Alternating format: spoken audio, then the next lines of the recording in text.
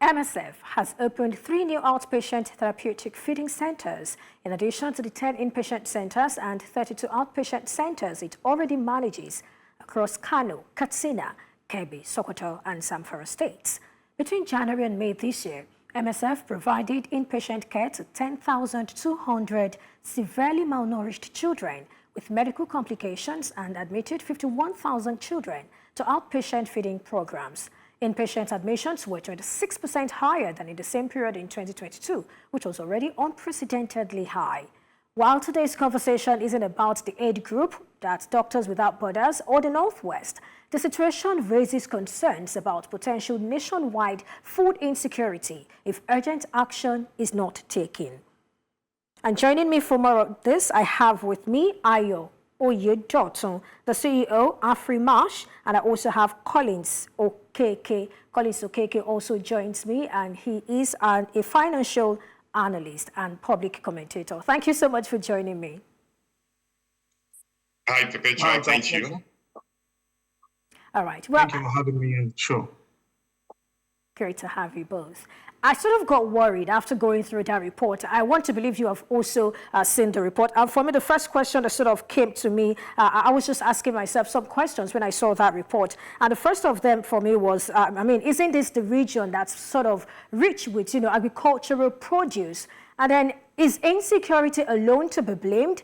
And I was asking a lot of questions. And I was like, isn't this sort of indicative of what is to come if urgent action is not taken to address Nigeria's food challenge? I'd like you to start, Ayo. Let me get your thoughts on this first.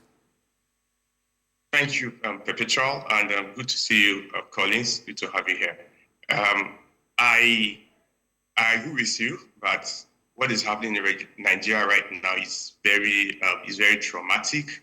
And for me, who works in the agri sector, is also really very painful because, like you said, we have a country that is extremely rich in agricultural resources. We have land, we have people, we have all that we need. But as it is, malnutrition is at an all-time high. And the interesting thing is that the report from Doctors Without Borders is telling us a fraction of what is happening, because they are actually looking at the children that are younger than the age of 5 and below. They are not even talking to us about the entire populace. In any family, children that are younger than 5 are the ones that you give the food, you give the last food in the house. So that means that it's even possible, or it is true, that their parents probably don't even have anything to eat at all, or their siblings don't have anything to eat at all. So in essence, what I'm saying is that this points to a severe danger ahead of us.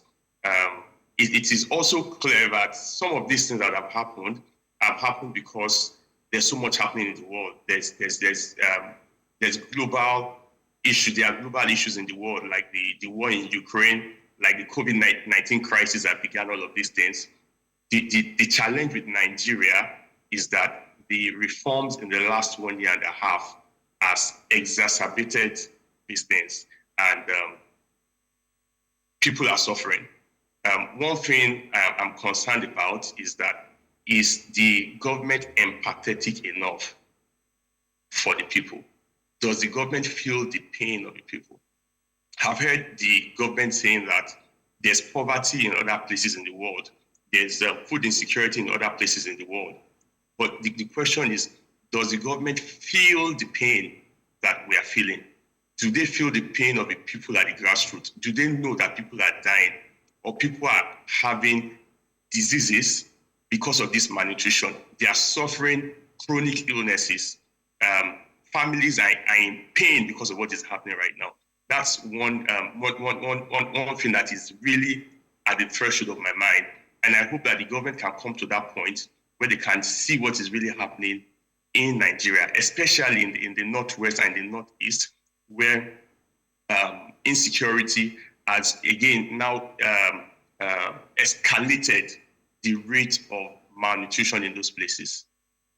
All right, Collins, I'd like you to talk to us about this. Does that paint a picture of what is to come? I mean, that report sort of speaks to the Northwest that I'm looking at, and I'm saying, does that paint a picture of what is to come, maybe spread across the country? And how soon might it spread across the country if we remain docile? Thank you very much for having me on the show, and good to see you again, Dr. Ayo. In terms of timeline, we might not be able to predict accurately, but we do know that from history, the end is not always good. Take, for instance, the Chinese Cultural Revolution, which was, an act of, agricultural leap forward by the then leader Mao Zedong. The end of that, experiment was between 10 to 40 million Chinese dead from hunger. Therefore, as what we are seeing right now with the hunger in the north, like Dr. Ayo pointed out, the percentages or the survey only takes one section of the country. It is possible, very highly likely, that it has already spread, and which is a very, very fundamental problem for us, because it is said that people who do not learn from history are bound to repeat it. And we can already see the huge amount of severely malnourished children already in the north. And if this goes forward, we're not just seeing malnourishment, we're seeing death. And like Dr. Ayo said, it's up to the governments to help out and, put the brakes on things before it gets to that point. Let me point out that, there have been studies, with the issues that is going on in the agricultural sector today, studies by the Food and Agricultural Organization, the World Bank, higher institutions around the world, they all agree that there is a strong correlation between a hungry population and low economic growth and development. As such, aside, the indicativeness of what is to come in Nigeria, it is safe to assume that we cannot begin to talk about economic development or economic growth if we cannot feed our population. Like they say, a hungry man is an angry man. A hungry populace is not a thinking populace. It cannot think, it cannot innovate, it cannot grow. And the danger for me in looking at these things, which I will talk more of, is the nutritional needs of a thinking population that will not be met, generations from today. People are no longer eating the right quantity of either proteins or carbohydrates because they are trying to save cost. How would that affect their mental capacity? Would it help them for the student in class, would it help them to focus on what the lecturer is saying? Or for that primary school student, like Dr. Ayo pointed out, who is 5, would they be able to go to school and, learn effectively because, the stomach is rumbling? So there is a lot to be done before we get to that stage. We do not want a situation where we get to that stage where people begin to die on the road as a result of hunger. And with regards to your question, as if it is just insecurity alone, it's not just insecurity alone. On a personal side, right here where I am, I know I deal with some farmers back home in Nigeria where I do some conversions and send them money to, buy agricultural inputs and then, get, their harvest back and then give it out. And this is an indicativeness of access to, real capital and credit, which is also a problem. So, like you said, it's worrisome, not just worrisome. There needs to be cogent actions that needs to be taken before people begin to fall on the streets. That is a reminder of what happened in China in the past. Thank you. All right, still talking about this, I'm going to make reference to a 2023 report by Picodi, which found that the average Nigerian household spends about 59% of its income on food. And it also noted that an average Nigerian spends $62 monthly on food. Now, looking at $62 that amount is higher than, Nigeria's minimum wage of 30,000 naira. And now this is the highest in the world. That percentage we're talking about, because significant, talking about the global average is 11%. And here in Nigeria, we're talking about 59% of earnings being used just for feeding. Now, what is more worrisome for me is that this report was released at a time when the naira was less than 900 naira to the dollar. Do the mathematics today and tell me how Nigerians can actually keep surviving with stagnant salaries. I'd like you to jump on that, Dr. Ayo. Thank you, Perpetual. You see, you have just nailed it on the head. The challenge is that Nigeria spends close to 60% of their salaries on food. And this food, where they spend most of their salary, is also experiencing the highest rate of inflation so far. So you can see clearly that right now, Nigerians are in the worst position that they can ever be. They are in the worst position of their lives. Right now, they are probably spending 100% of their money on food. And after March, at my company, you see that the staff keep asking, everyone is asking for increment in salary. A lot of people are asking for advanced salary. A lot of people are asking for some form of palliative to help them to manage this season. And this is one of the things that I think that the government should begin to look at. Is the government intervening? Are they providing soft cushion for people? Are they providing cushion that people, that the populace can lean on to be able to navigate this season? The government made all these policies. I understand that these policies are important for us to be able to move from the point that we were in the past and have a better Nigeria. However, I believe, like they say in the Yoruba land, that the solution to a headache is not to take a cutlass and cut off your head. What I see us doing is that we have been cutting off our head over the last couple of months. We do not need to cut off our head. Let's solve the problem, but let's also provide short-term support system to help the people to go through the season. I'm thinking about the next couple of weeks and months ahead, and I'm scared for Nigerians. I'm scared for everyone, because this is really tough on most people. In fact, this is tough on almost everybody, on 80-90% of the population. So what do you do about it? I'll let Collins speak to that part.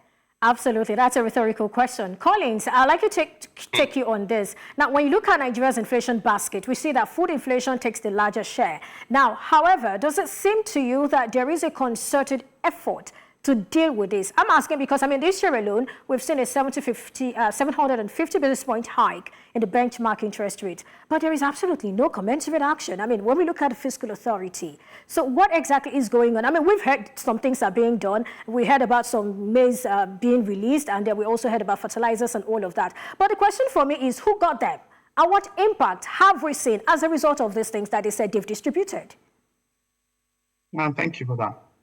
In continuation with what Dr. Ayo has said, two things would have to give really in response to that. Either, on the one hand, the people rise up, as we can see what happened in Kenya and, parts of the world where, certain revolutions happen, and demand for food.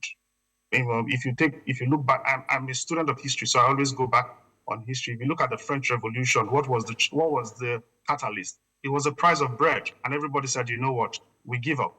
Therefore, it's either that happens or government takes cogent step to, either increase the minimum wage so that people can afford food. My problem with that is even that right now, I think that the country is broke, if we're being sincere. We have mortgaged our future with, all you say is in futures just to, defend the naira, from loans and things like that. So it's particularly concerning how government intends to increase the living wage of the average Nigerian, seeing that the country will be hard-pressed to find such an amount of money. Therefore, one of the ways government can do that is to cogently cut the cost of governance, really. It is all hands on deck. Do we need a presidential jet at the moment? We may not need a presidential jet at the moment. Do we need certain things at the National Assembly? Do we need to, build this or build that? We may not need all that, because those resources can then be redirected into the hands of the average Nigerian. Now, with regards to your question as to, who have the maize and the fertilizers and why have we not seen the impact of those actions?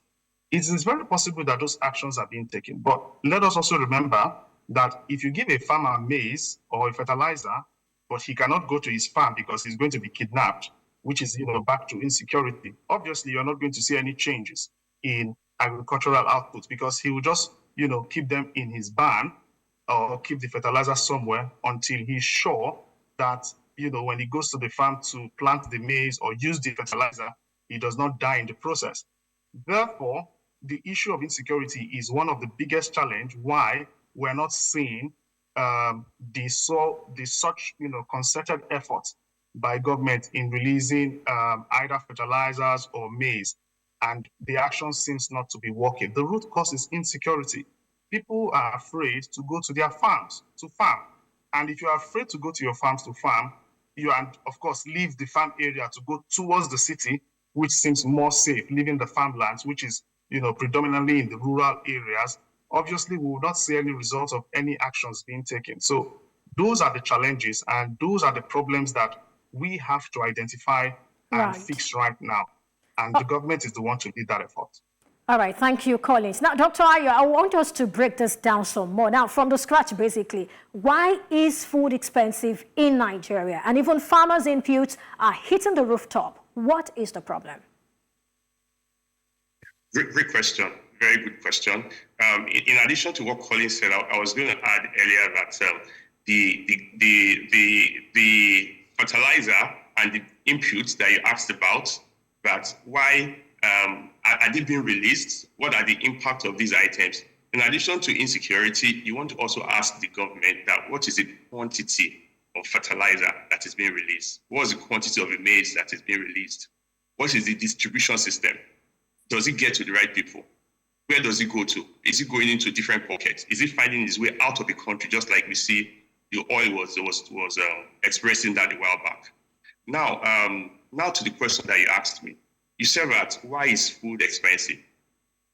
Is it just because of insecurity? Is it just in Nigeria? To be fair to the government, food is becoming expensive all over the world. And this started from COVID-19 in 2020. And then also the war in Ukraine also supported this. And because Ukraine produces most of the fertilizer that we used, and because of that, you just now realize that now that there's war in Ukraine and fertilizer is not being moved out of Ukraine because of the war between Ukraine and Russia, we do not have enough fertilizer to produce food in the world, right? So all over the world, there is even in the US, in Europe, there's food inflation. However, food inflation in Nigeria right now is over 40%. That is contributing the highest amount to the inflation that we have in Nigeria. And why is that happening? It's because we have other issues in Nigeria. For example, we play within the agricultural input supply space. And you see that the cost of input has skyrocketed. It has gone over the roof. I'm telling you, Perpetua, sometimes if farmer reaches out and he wants to buy an input for us, he makes the payment before we supply the product within 24 to 48 hours, the price has gone up. And this is what we are facing right now. Because of the devaluation in Naira, because of the removal of oil subsidy, the cost of input has gone over the roof. The interesting thing also is that these farmers may not be able to afford the input right now.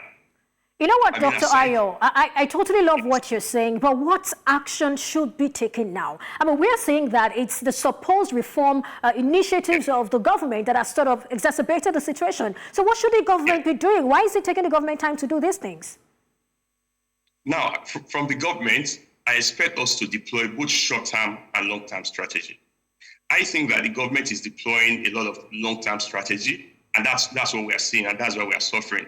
But we are not seeing the short-term strategy. We are not seeing government distributing food or making vouchers available for people to be able to manage the situation. Government is not doing some of these things. And if government is doing them, the other thing that you see is the process of doing this does not seem to have integrity. If government says to you that, oh, we are distributing rice or money to some people, get to the root of the matter. It is unlikely that that rice or that food is getting to the right people.